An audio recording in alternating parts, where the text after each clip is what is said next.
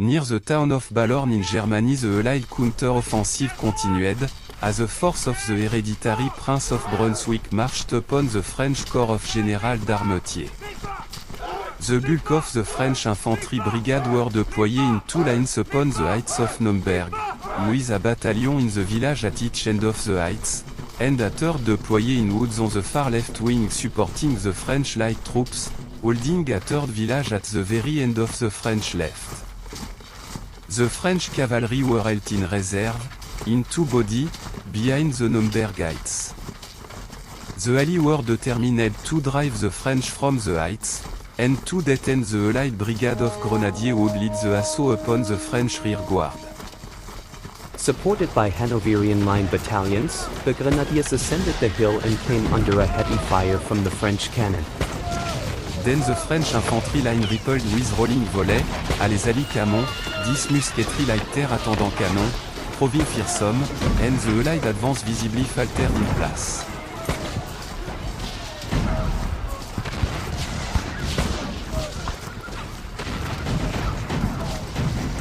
One Hanoverian battalion was shot to ruin upon the declivity, and the Brunswick, Hanoverian, and British Grenadiers also took severe losses as they closed.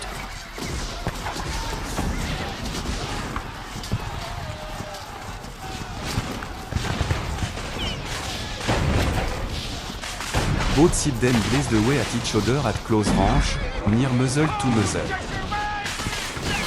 The British Grenadiers charged forward, their Brunswick and Hanoverian comrades quickly joining this assault on the French line.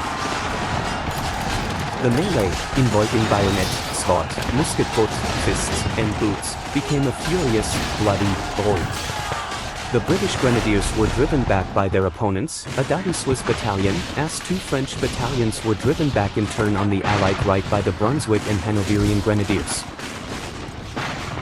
Two brown-coated French provisional battalion in the second line, now faced the Allied Grenadier and fired their volley, and with the bayonet drove them off the heights and back down the hill.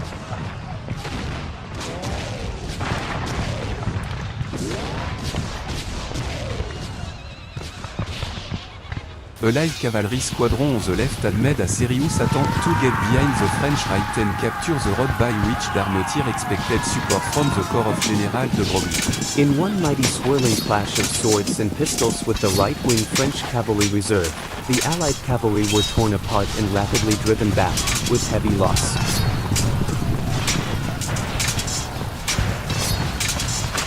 The French cavalry, intoxicated with their apparent success, pursued the Allied horse of the field, only two of their own leading squadron badly cut up in dead pursued by the remaining Allied reserve squadron.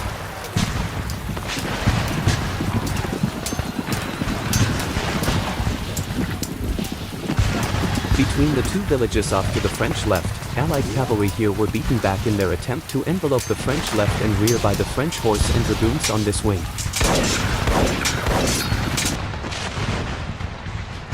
The two French infantry battalions, one firing volley from the edge of the wood they occupied, and the other firing from the village they helped to discourage the Allied cavalry from pressing their attack.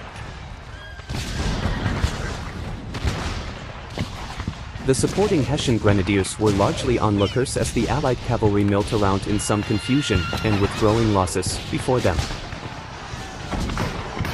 The French light infantry remained unmolested in the village on the very left of the French position, and they sniped away at the Allied horse and Hessian infantry, all took their fire, at distance, was largely desultory.